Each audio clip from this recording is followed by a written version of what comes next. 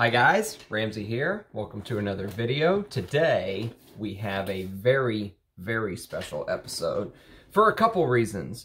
Number one, this video is going to be an episode of This Year in Perfume, and it's going to be one of my favorite years of all time, 1981. 1981 was such a special year that I'm not even going to do what I usually do. I'm not even going to get into what happened that year because I want to talk about the fragrances, and also I want to talk about, I need to right some wrongs. And what I mean by that is if you watched a couple of my previous videos, I've missed some things. I did a perfumer's portfolio on Gerard Anthony, and I missed one of his favorite fragrances, and I feel like I have to make that right. And then with the Oud video that I did yesterday, even though the video itself was an hour, I still left out a couple, and I feel like they need to be included and talked about. So if you've seen some of my previous videos, you know that it was a trend, especially when I first started the channel, that I forgot stuff and I showed it the next video. So if you're a regular watcher, you're going to catch up on a couple things here. We're going to right some wrongs. So first, I want to show you Aquitos. So we're going to start with the Gerard Anthony video. Aquitos is the fragrance that I completely forgot to show, okay? And he did this in the year of 1987. And this was a fragrance that Dior apparently turned down. And I bet they're very sorry that they did, because this is one of the best masculine floral fragrances you will ever smell. But you have to have a mature nose, and you have to enjoy the skank, because this has some serious floral skank to it, along with probably a hefty dose of castoreum. And not that 2000s castoreum either. This is the 80s castoreum, the good stuff. Where's my rag? I need to make sure these bottles are nice and clean for you guys now. Eugene would be proud. So, this is Aquitos. I should have just went and grabbed it during the video, but I didn't want to leave you guys alone for 10 or 15 seconds. But Gerard Anthony deserves credit for this. Anytime you see me with two bottles, you know that it is a love. This is a tester that I got from Manouche, and this is a 50 ml splash that I've been working through. I love this fragrance. It is, it's so different, you know. It's, by the way, if you like fragrances like this, get Paco Rabanne Tenere. Supply is starting to go a little thin. It used to be an under-the-radar thing, but now some of the vintage hunters, like myself, have been scooping up supply. I grabbed a big 200 ml bottle of that, and I'm so glad I did. That's another masculine floral that's just absolutely beautiful. But Aquitos is supposed to look like a snake's head coming at you. It's supposed to be like a trip down the Amazon jungle. You get ginger, cardamom, mandarin orange, patchouli, rose, sandalwood, vetiver, cedar with amber, leather, musk, and a beautiful castoreum note, which I absolutely love. So this is going to take some experience in fragrance. If you're new, you will smell this and you will not like it. Almost guaranteed. Put it away for a year and come back to it. Don't give this bottle up. Do not sell this bottle. This is gold. Hell, I saw empty bottles of this going for $100 on eBay. Something insane. But that fixes the wrong on the Gerard Anthony video. Now we're going to fix the wrong on the Oud video. So there's a couple Oud fragrances that did not get highlighted that I wanted to show you guys. I want to start with the decant first. This is a little bit too sweet for a full bottle for me, but it's really good, surprisingly good. In fact, it's so good that it makes me want to dig into the brand a little bit more. This is from a brand that's called St. DuPont, and this is a fragrance called Perfect Tobacco EDP. Now, Perfect Tobacco is a fragrance that is a little bit of a misnomer, because it's not just a perfect tobacco fragrance. It is a beautiful tobacco with rose and cinnamon, but also there's two big players that really surprised me. I was not expecting in this fragrance. Number one is vanilla, And number 2 is Oud. And the vanilla oud tobacco with this beautiful rose in the background, and it is a beautiful rose. The rose in this fragrance is done fantastic. I love the way that the rose in this fragrance is done. A little bit jammy, but not really. The vanilla is a little bit sweet, a little too sweet for a full bottle for me, I think. But I'm going to really enjoy this decant. I'm going to give it a full wear soon. This came out just a couple years ago. I don't know who the, I don't think I know who the perfumer is, but as far as fragrances that use an oud note to create something amazing, you know, if you like sweet fragrances, put this one on the list. This deserves some love. And then we are going to go to another decant, this time from Dolce Gabbana. This is called the One Mysterious Night, okay? So Mysterious Night comes in the red bottle, and it is a rose oud combo. But this is one of the most lovely rose oud combos that I've ever smelled. It is probably one of my favorite rose oud fragrances to wear when you're in the mood for something that is heavy on the Middle Eastern style. This came out in 2018, okay? And it's big saffron, huge saffron in this fragrance, with rose, oud, amber, labdanum. There is a little sweetness from the tonka, but again, I don't have a full bottle. I probably won't get a full bottle because I have a lot of rose ouds that I can wear. You know, I have Roja's Rose Oud, which is very good. It's just called Oud. This is almost like a designer version of that, if you would. That's the best way I can explain it. It does feel a little aroma chemically sometimes, but the rose and the oud are just so beautiful. It's Dolce & Gabbana. I mean, it's not Bortnikov, but it deserves to be highlighted, especially if you're a guy that does not like rose. This is a rose that might flip you over to the dark side of liking rose. So this is a little decant that I got. And this is powerful stuff, by the way. If you are a big fan of projecting big fragrances, check that one out. That's a Middle Eastern exclusive, I believe. And then the last one is a decant that I got from Serge Lutens, and I got it in a decant form because I did not want to buy one of those new bottles, which I'm so upset with, that black big bottle. It's not a Serge Lutens bottle. It's just wrong. Someone should correct that wrong. Speaking of correcting wrongs, this is a fragrance called La Couche du Diable. And to me, this is a little bit more than just a oud. And the piece that, the part of this fragrance that I really liked is the fact that the labdanum in this fragrance by Christopher Sheldrake. This came out 2 years ago, 2019. Well, 3 years ago now. It's 2022. But the labdanum in this fragrance is gorgeous. I would put this up there with some of my favorite labdanum heavy fragrances. Roja's Haut Luxe, $3,500 a bottle, is probably one of the best labdanums outside of Chanel's Le Lion. Le Lion's the best labdanum of all time that I've ever smelled, ever, hands down. But Roja's gives it a run for its money, but the price to value ratio is all in Chanel's favor. But this is up there too. The labdanum in this is really amazing. What I didn't like about this fragrance the first time I wore it is I didn't like how the opening has this vinegar-like smell. I really didn't like the opening.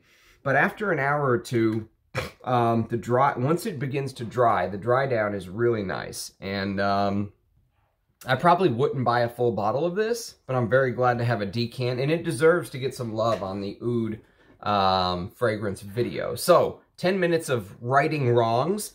Now we're going to get into the year 1981, and there are some real bangers here. So let's just, before we do that, actually I lied, we're going to do scent of the day. Hey, you get back here. We're going to do scent of the day. Because it is 21 degrees out in Texas. I don't know if you can see, but that's snow. That bright light you see is light reflecting off of the snow on the ground and the ice on the windows, and it is there. We don't get much of this in Texas, so I'm enjoying it. I'm in my thermal shirt. but this is Amouage Myths Man. This is one of the few 50 ml bottles I have, and you can see the dent I put in it. Look at that. Juice is right there. Here, let's give this a fresh spray. This is scent of the day.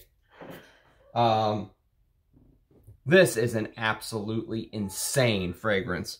If the Duck was here, he would say outrageous. I told him today that this feels like if Vincent van Gogh made a fragrance while he was in the insane asylum, this is what he would come up with, and I absolutely love it.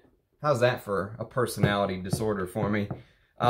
This is, oh my God. This is the most insane combo of notes you will ever hear. It's chrysanthemum in the top with orris, okay? Chrysanthemum is a funeral flower, by the way, in case you didn't know, in many cultures. Mid is elemi, rum, vetiver, rose. Base is ash. Yes, ash, and it smells like ash. It doesn't smell like incense. It smells like ash. Leather, labdanum. This is a 6-hour dry down. This is an absolute beast, by the way. Absolute beast. Eugene did a review of a fragrance called Nightclubbing by Celine, and he talked about that stale tobacco. This feels like you walked into a hotel room in Las Vegas, one of the old hotels, right? When the mob ran it back in the 1940s and 50s, and you walk into it today in 2021, and all of the cigarette smoke from 55 years of just smoking and drinking and partying and spilling stuff and, you know, ash from cigarettes vacuumed into the carpet, all of that. That's what you get in this. With this insane chrysanthemum. Chrysanthemum is like this pink floral looking weird flower. And it is weird. This is a very, very strange fragrance. If you don't have experience with fragrances, you will instantly smell this and go, nope, be done.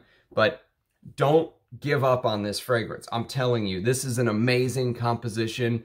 I absolutely love this fragrance. Some people compared it to A City on Fire by Imaginary Authors. I've never smelled that one, so I can't speak to it. But I love this fragrance. And the leather in the base, if you wear like leather jackets or leather belts, or, you know, you pull out your leather wallet, this accents that. Absolutely beautiful. Someone said that on Fragrantica, and I totally get it. Someone also said this reminds them of a nightmare, and I completely get that as well. If you're into strange fragrances, obviously like I am, but also wearable, check this out. Myths Man this is niche. You know, everyone gives Creed and stuff a hard time for not being niche and selling stuff at $300 a bottle. This is niche. Okay, now we're going to move on to 1981. And we're going to start with the fragrance that I have a reformulated bottle of and I don't like. Okay, so the older bottles may be excellent. Now, this is last marketed by L'Oreal, so that tells you a lot right there, because they tend to butcher fragrances for some reason.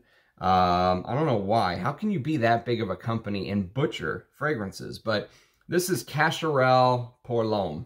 This is supposed to be this heavy nutmeg, spicy, woody type thing.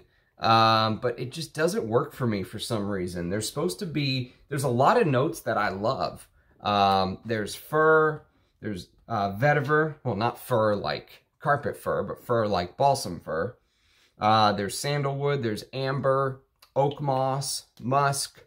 There is a little bit of a floralness with that lavender, carnation, geranium, jasmine, lily of the valley, ylang thing going on. But nutmeg is a big star of the show. And it's just, I don't know why, it just doesn't work for me. So many fragrances from 81 are like all-stars, as you're about to see. And this one is the one that's, Now, I would love to get a vintage or a sample of the vintage and compare the two, but as it stands right now with the current L'Oreal marketed version, I'm going to say the least favorite fragrance from 1981 I'm going to show you. Okay, now we're going to move on to a gem, a hidden gem. Thank you, Anuj from Enchante Perfumes.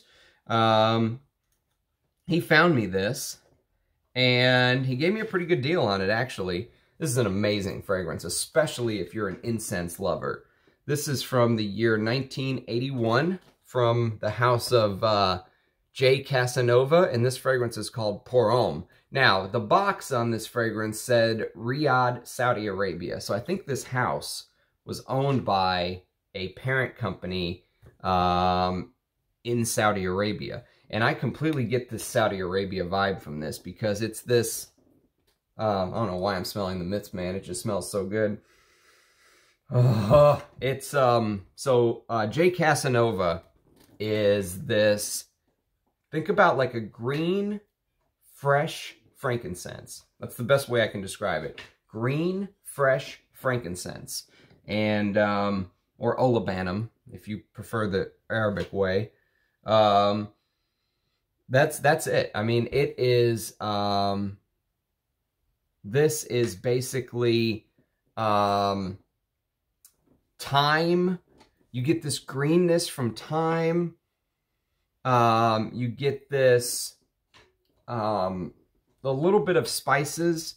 There is a water lily note, by the way, in this. And the water lily, I think, gives off this weird aquatic-like thing going on. But it's all underneath. Nothing marine. This is 1981, remember. Maybe some sort of sandalwood and frankincense. And the frankincense and the green thyme with those floral touches, that aquatic water lily touch is... And the reason that I think this is a great summer incense perfume, and I bet you guys wore the piss out of this in Saudi Arabia in the 80s, because it does have that Middle Eastern feel, but it also has a 1981 feel, if that makes sense. I just can't stop smelling this Mitts Man. Unbelievable. But J. Casanova Purom. I got a bottle for a good price, 100 ml. I'm going to wear this once it warms up a bit. I love incense fragrances, and this is one that is a big under-the-radar incense frag. Okay, now we're going to go on to a bit of a controversy. Controversy? And the controversy, I sound like Rich Mitch there. Controversy? The controversy is that Parfumo.net says that Bijan Men came out in 1981. Okay? So that's why it's here. Parfumo.net. However, Fragrantica says this came out in 87.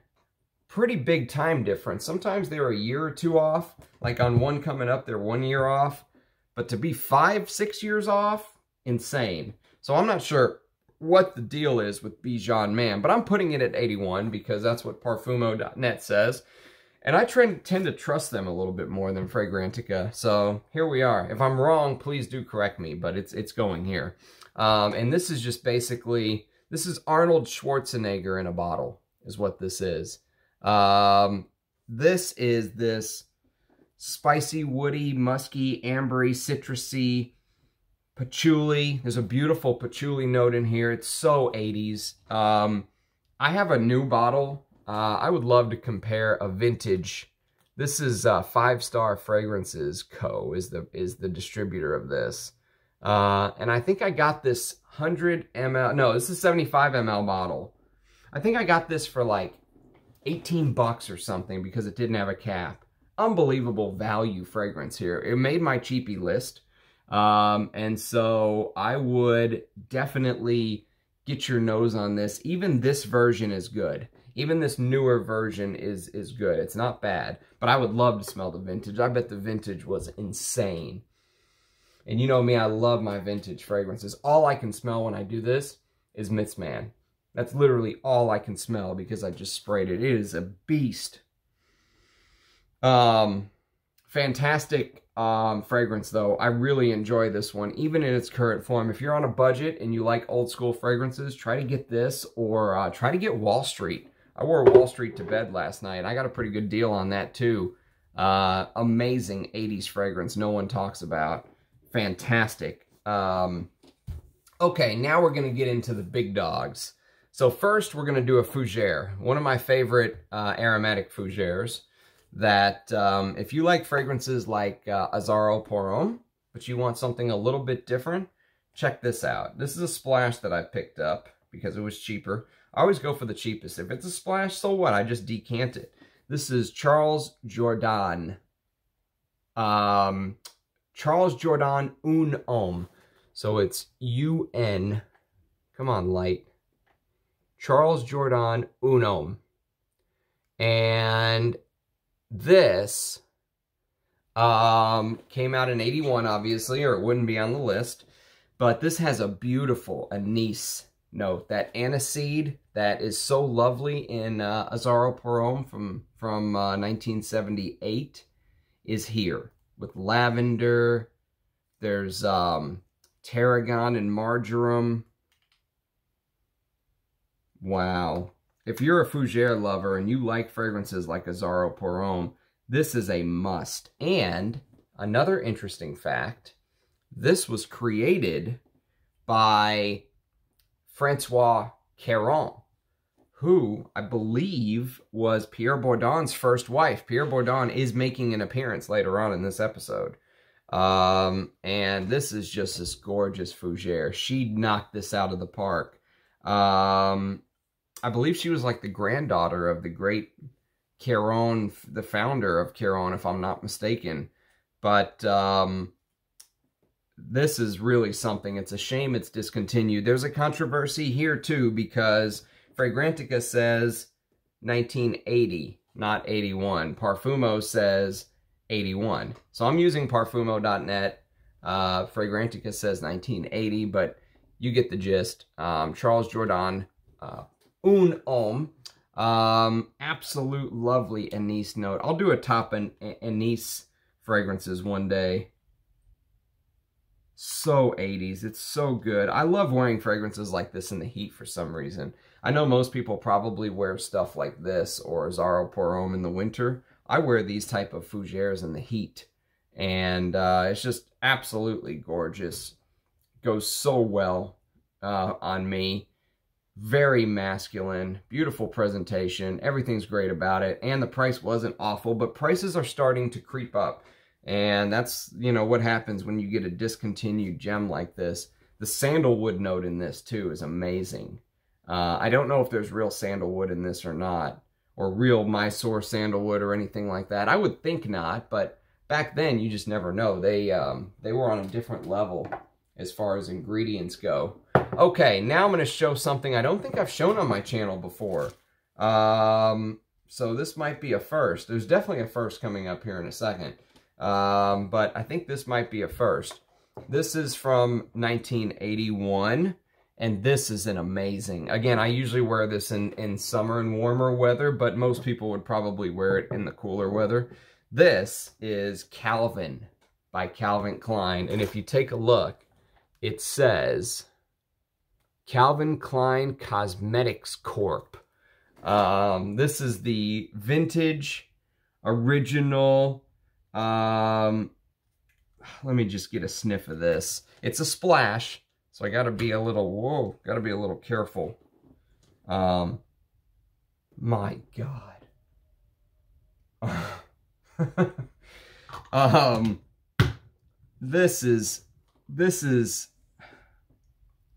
This has to be their best fragrance. I mean, honestly, how could you argue that anything other than this is Calvin Klein's best fragrance? I'm trying to think what else they did that I could put over this. Obsession? I like Lagerfeld Purom better, or Lagerfeld Classic, I'm sorry. Eternity, I don't really care for. CK1, no.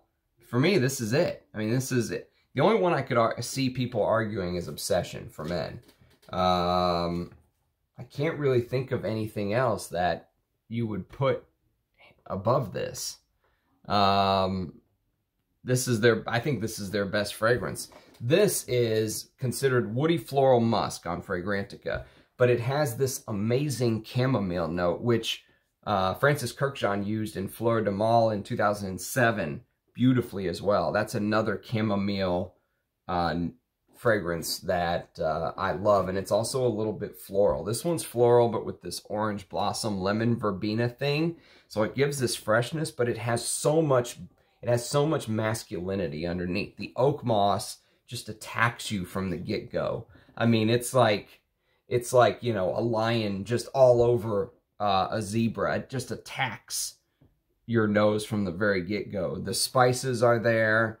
There's vetiver in the base, so it stays very professional. This is a very professional fragrance to me. Very austere, very almost aloof. You know, if you were somebody who was a leader of a clan, leader of a company, leader of a group, and you need to stay a little bit aloof, a little away from the people who work for you, or from the people who work with you. You're the leader. You can't be seen commiserating with, you know, with the day-to-day workers because you're the boss. This is the Calvin. This is the fragrance that I would recommend for you.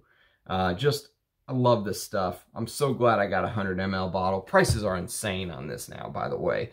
But I honestly can't argue with it because the oak moss in this, even though Fragrantica doesn't list an oak moss note, there is definitely oak moss in this. Big oak moss.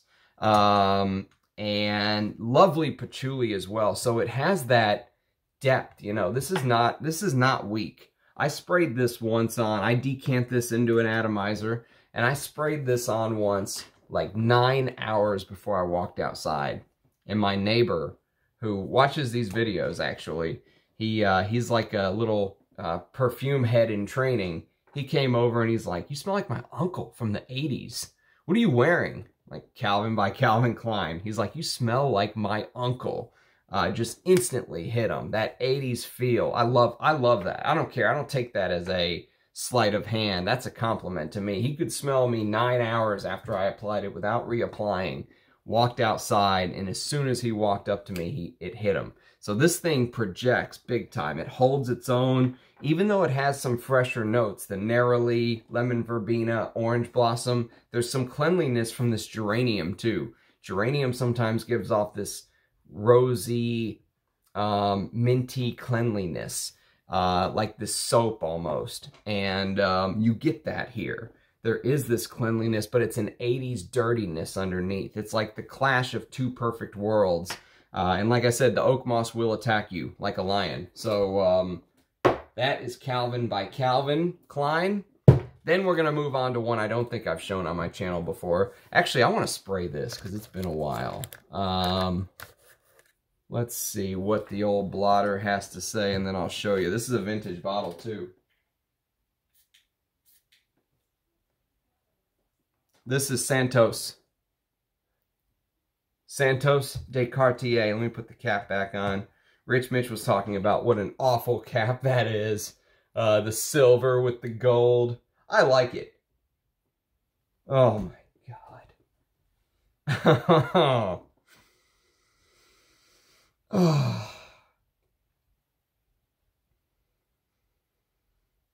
I just need a minute to compose myself after this.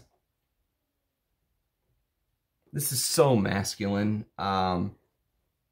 It also has some lemon verbena and Neroli mixture like Calvin by Calvin Klein. But this is a lot more spicy because there's nutmeg that puts this beautiful bow around everything. It wraps it all up and puts a bow on it, you know. That's what nutmeg does. Like the ingredients try to escape and nutmeg just keeps them all in line, you know, keeps the molecules from leaving the, God. This is a masterpiece. Again, most people would wear this in the winter. I like to wear this in the warmer weather because it has this lavender, juniper freshness thing going on. Juniper berries are always come across as very fresh to me.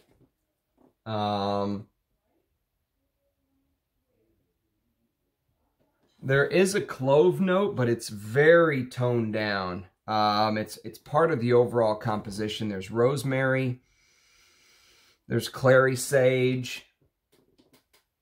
There's that random coconut note, too, in Fragrantica, which I have no idea how it gets there. But this is a vintage bottle, as you can see. Here, let me show you the Dietz.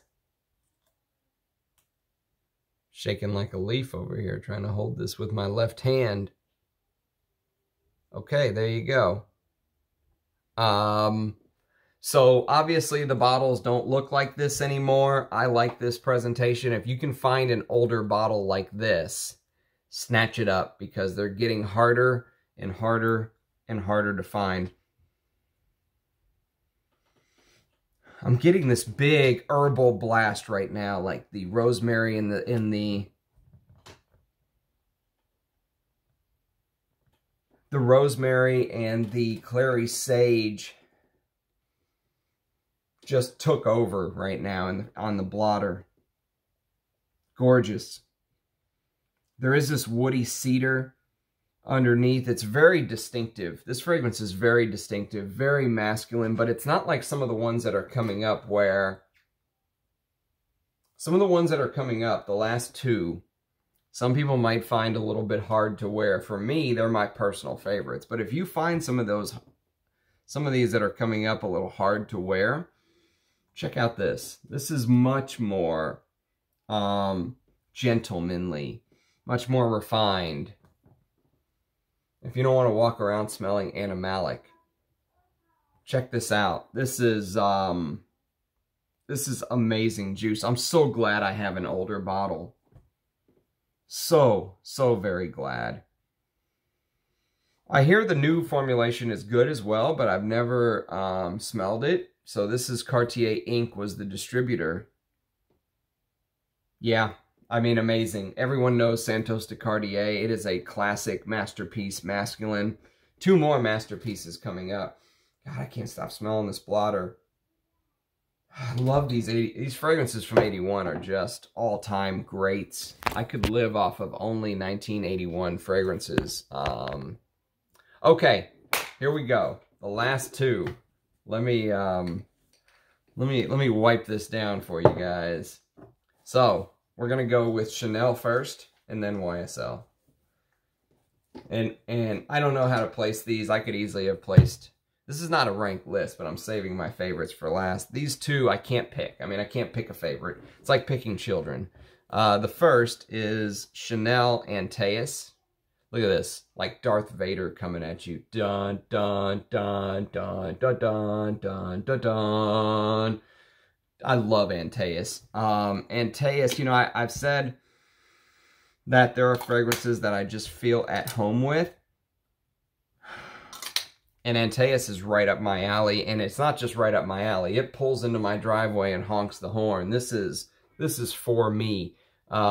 This is the stuff I love to wear. And as you'll see, okay, so let me show you the formulas. Okay, so this is the older bottle. This is the newer bottle, but not the newest. The newest one has a black atomizer, not silver. Okay, so that's one of the ways that you can tell. Also, one of the ways that you can tell is you see how this is black on top and this is silver. Whoops, I guess I should keep them on the same side if I said one's older. See how that's silver and this is black? Silver top is the older one. Also, the EDT is written above Chanel on the older bottle, and it's written on the bottom on the newer bottle. Now, any bottle that you find that has a silver atomizer is a winner. Okay, so don't get too hung up on these. These real old bottles are hard to find, and most people that have them know what they have, and they will not sell them to you without a big premium. So if you can find these, even though it doesn't have the black or the silver, even though it doesn't have the silver top, like the real vintage ones do, this is still fantastic reformulation. I love this fragrance. In fact, they both smell very similar. This one lasts a little bit longer, more of a beast. This one you might have to reapply 6-7 hours in. I don't care about reapplying. I will reapply. My goal is to use all my perfume before I die. So if I have to spray this and 5 hours later I got to spray it again, I will spray it again. I don't care. But this is a Jacques Polge masterpiece. My favorite Chanel, hands down. Le Lion is... Le Lion and Cuir de Russie would be challengers to the throne, but I don't know if they could take down Antaeus. Antaeus is just, it's me in a bottle.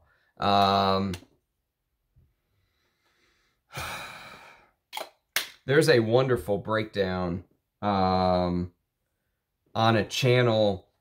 The guy's in Romania, and God, I feel so terrible. I can't remember his channel.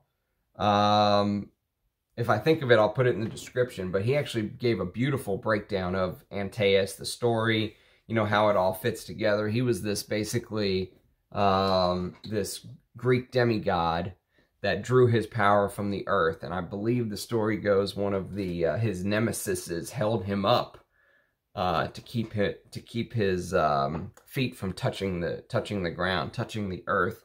And the advertisement of this is a guy all buff, muscular, and you see him carrying this giant thing over his head, which goes with carrying Antaeus up in the air.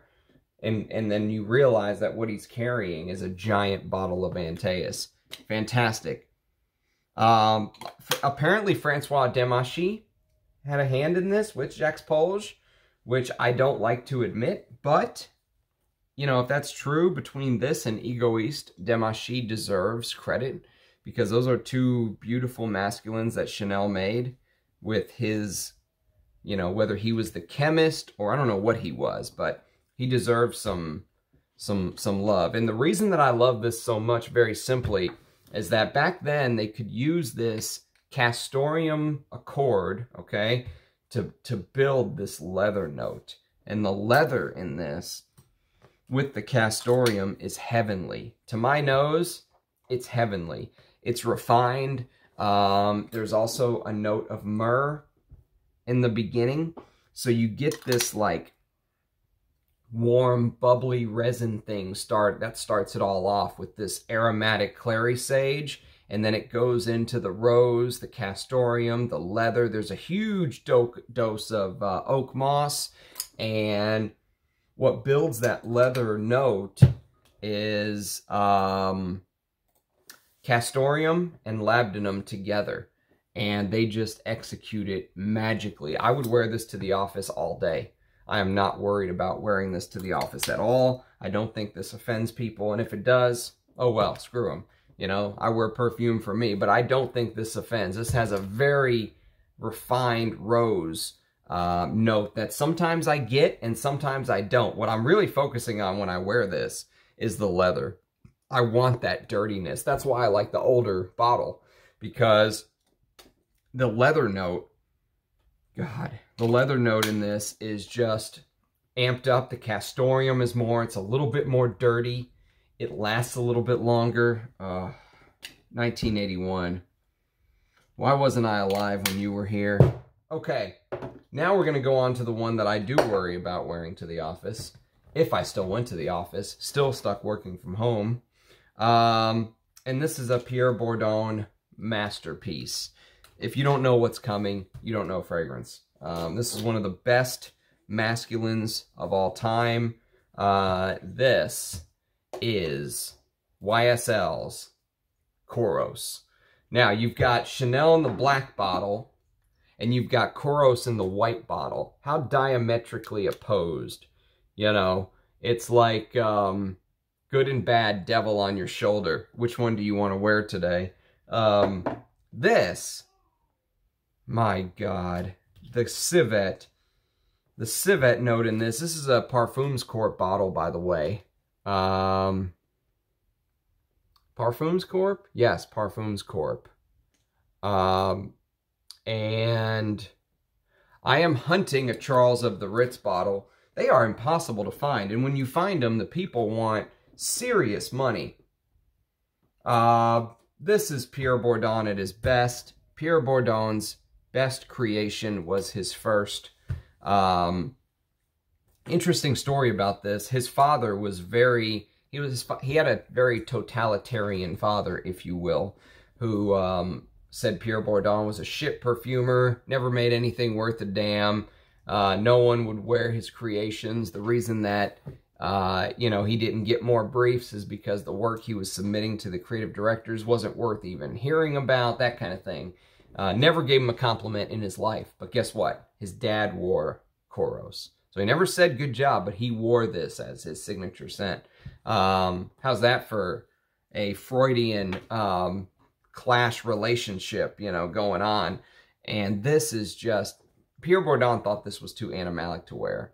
He didn't think people would wear this. And the reason that I love this so much is it has a couple notes that I absolutely adore. It has honey and it has civet. That's literally, if you want to break this fragrance down, distill it down like you would distill vodka, this is it. You've got honey and civet. Now, there's a lot of other things going on, obviously. Beautiful aldehydes in the top with that clary sage. Also clary sage in the opening here. And there's an old school carnation. There's a geranium, which adds this cleanliness to it. So Rich Mitch says that this is the story of a man taking a shower, getting clean. He starts out dirty, and then as time goes on, he becomes more and more clean. I won't disagree. I never would have thought of that. You know, he has some very creative imagery. That's why we all love the duck. But what gives this fragrance that cleanliness is that geranium. It gives it that soapy cleanliness. You know, you've just scrubbed yourself down and you're clean now, but the dirtiness stays throughout. Is why I don't necessarily get that particular example, although it's a great example and a great thought. The dirtiness doesn't really go away from me. It stays. And I love that about this. And as you'll notice, all my bottles are the silver-shouldered bottles because the new stuff is, even though they've tried to kind of keep it a little bit animalic, it's crap. It's not worth it. Don't buy any of the new stuff. Don't encourage brands like YSL that do these awful reformulations for these masterpieces. You know, these deserve much more love than what they're getting from the brands. They discontinued this in the USA. Only in Europe can you buy this. I mean, do they not think people in the USA love fragrance? Love some of the best fragrances of all time? It's a travesty, YSL. YSL has not only fallen off the deep end, they dove right in. You know, they'll keep releasing flankers of Y Eau de Parfum, Y Parfum, you know, La Nuit de Loam flankers to the end of time, but they're going to stop making Kouros for the US? It just boggles the mind. So anyways, that's why I've hoarded this stuff. That's why I would love a Charles of the Ritz version. Oh, God. So very good. You know, and the thing about Kouros that is just really amazing to me is that no matter how many times I smell it, it always stays. I always want to go back and I'm interested in it. There's something that catches my attention. You know, it's very animalic, but it touches this ancient part of your brain that you don't even use or know exists. You know, it really does. It awakens something in you that has been slumbering, maybe even longer than your own lifetime, kind of thing. Like it's touching some ancestral home in your brain. It digs deep, and you know, some people say that this is like dirty sex in a closed room. It is extremely sexual, but there's more to it than that. You could see the sexual side of it if that's what you're trying to see. It's definitely there, but there's more to it. And that's what I love about this fragrance. And it was so different from what was coming out at the time. To have something like this from a designer, no less. In 1981, a designer put this out. Goes to show how far we've fallen. If they market tested this, there is no way in hell they would have released this. Because the average person would smell it and go, and fall over. I mean, they wouldn't go for this. But the fact that they had the balls, the intestinal fortitude to release something like this as a designer back then, goes to show why niche houses are able to sell stuff for $500 a bottle now. There's a demand for innovation. There's a demand for people going against the grain and trying different things. And not just releasing the 18,000th flanker of La Nuit de Loam. But YSL doesn't get that anymore. You know, they're bureaucratic. They're not nimble. They can't take chances because it's all about making money now. It's not about the art of perfumery. This is art in a bottle, 100%. It's not about that anymore. Now it's about dollars in their pocket. And so that's the reason why I'd rather buy older bottles, give my money to an individual person and not the brand, because I don't want to encourage them. And that's all I got to say about that topic. But as far as the Kouros topic goes, masterpiece. Pure, utter masterpiece. My favorite Pure Bourdon.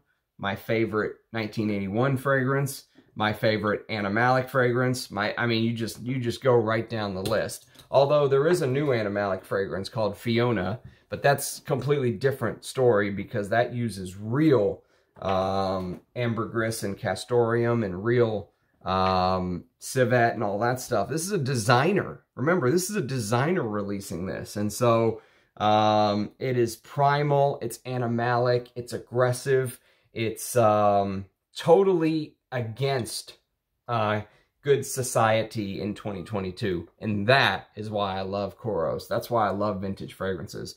So, this has been This Year in Perfume for 1981. Thank you for letting me right the wrongs. Gerard Anthony deserves his credit. The Ouds that did not get talked about deserve the love. And 1981 deserves a trip back in time. If you have thoughts on these fragrances, please leave me comments. I love interacting with you guys. I love talking with you. And I learn more from you guys than you do from me. So continue commenting. Cheers. Thanks for watching. We'll see you again next time. Bye-bye.